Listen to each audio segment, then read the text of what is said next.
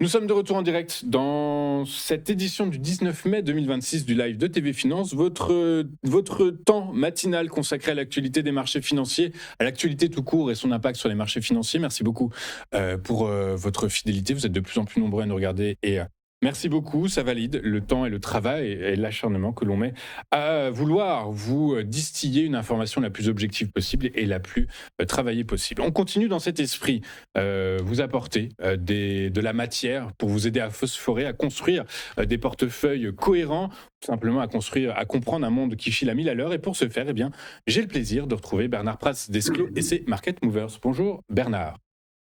Bonjour. Bonjour Bernard, merci beaucoup d'être avec nous ce matin. Vous êtes trader pour compte propre, également écrivain, auteur du livre L'investisseur stratège.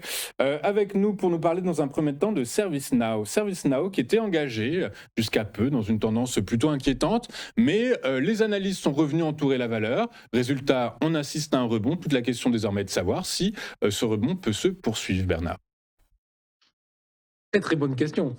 Alors écoutez, moi ce que je vous propose, c'est déjà effectivement de avoir en fait une vision un petit peu plus large en fait, parce que en fait ce qui s'est passé, c'est tout simplement qu'on a une grosse rotation sectorielle sur le secteur. Ça faisait maintenant quelques semaines où l'on était vraiment focus, où les investisseurs étaient vraiment focus de manière assez brutale quand même sur tout ce qui était semi-conducteur, mémoire, etc., on en avait parlé ici même avec Intel. Et depuis maintenant, 3 séances, hein, 3 séances, donc c'est tout frais. On a un gros retournement, avec un retournement très clair sur tout ce qui est les fameux logiciels SaaS, la SaaS apocalypse, enfin bref, un secteur qui s'était fait démonter en bourse depuis maintenant quelques mois. Et là, on avait eu un premier rebond en fait début mars d'une vingtaine, 25, entre 20 et 30% en quelques journées au début de la guerre. Puis, on a eu des nouveaux creux qui se sont faits sur le secteur, hein. Donc, je parle de ServiceNow, je parle de Adobe, Z de Scaler, etc.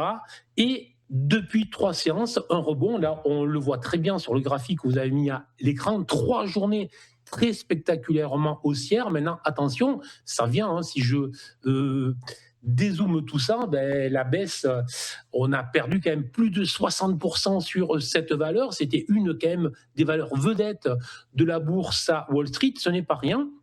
Mais effectivement, là, quelques journées de rebond, 3 journées, après quelques semaines de latéralisation, la fameuse phase d'accumulation. Et donc, si je descends sur les unités de temps, allez, aujourd'hui, on peut le faire puisqu'on a des graphiques qui sont interactifs. On va commencer à retrouver un peu de vert.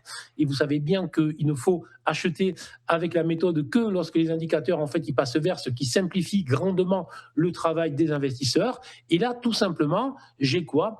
J'ai en fait une configuration potentielle en cas de cassure de la zone de résistance située autour des 105 ici. Et on est en train de la franchir si je la mets en oblique, mais si je la mets en horizontale, vous voyez donc tout de suite qu'il va falloir aller clôturer au-delà des 106 et tout simplement la cassure de cette zone 103, c'est déjà fait, 106 à réaliser, donnerait en fait une configuration que l'on appelle une configuration en double creux après une phase d'accumulation dans un secteur en retournement. Et très clairement, on voit bien que les investisseurs sont en manque d'idées parce qu'après avoir propulsé des Intel à avoir fait des x2, x3 en quelques semaines, ben on va chercher ce qui finalement est relativement peu cher. Et il y a pas mal de papiers en ce moment qui sortent sur le sujet en indiquant que les investisseurs sont en train de se tromper totalement sur le secteur des logiciels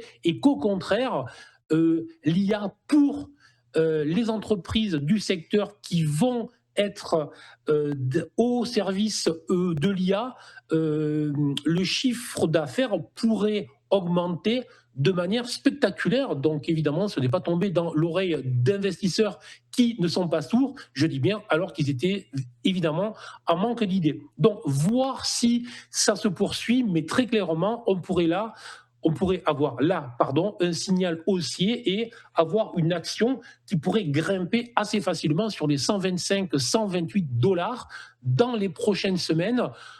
Rapidement, attention, très spéculatif, très agressif pour profiter d'un mouvement de marché qui devra se poursuivre dans les prochaines heures et les prochains jours.